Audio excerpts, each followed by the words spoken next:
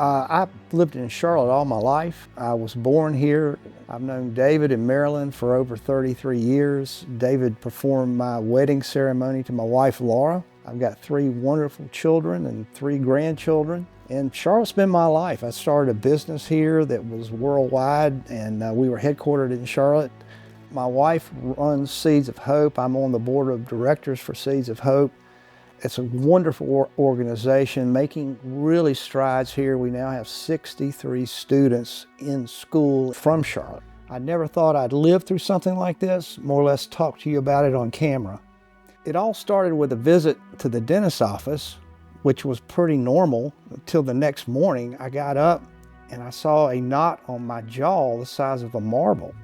I immediately called my dentist and told him that I had something on my jaw, and he said, "Why don't you come in and let me look at it?"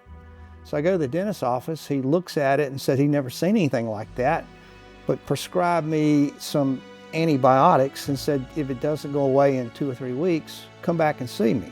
So a week had passed and I got a little nervous about it, so I called my regular doctor, went in to see him, and having known him for a while, after he examined me, I could tell he was a little nervous.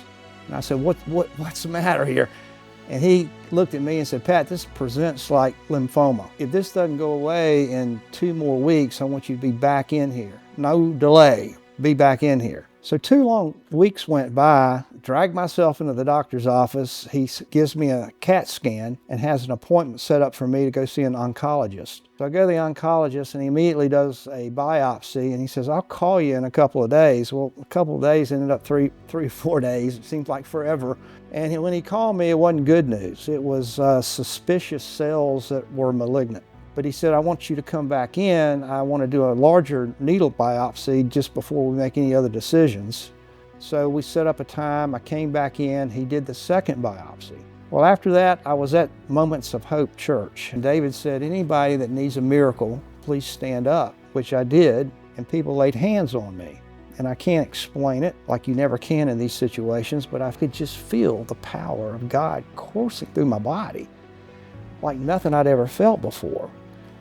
So Monday morning I get up and the knot was a little bit smaller. Now it wasn't gone, it wasn't like poof, but it was a little bit smaller, and I'm thinking, well, maybe it's just me imagining that. I want it so bad to go away. The next morning it was a little bit smaller. The next morning a little bit smaller, a little bit smaller. I'm a person that every morning I get up, I want to spend time with God. I want to pray when it's quiet. And I was praying for Him to heal me.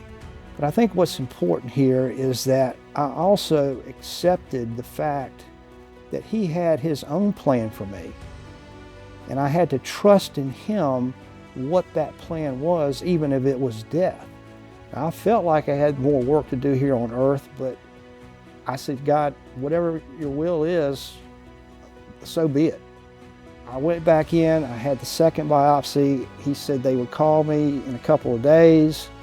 Of course, that couple of days turned into a week, which seemed like to me a month or a year.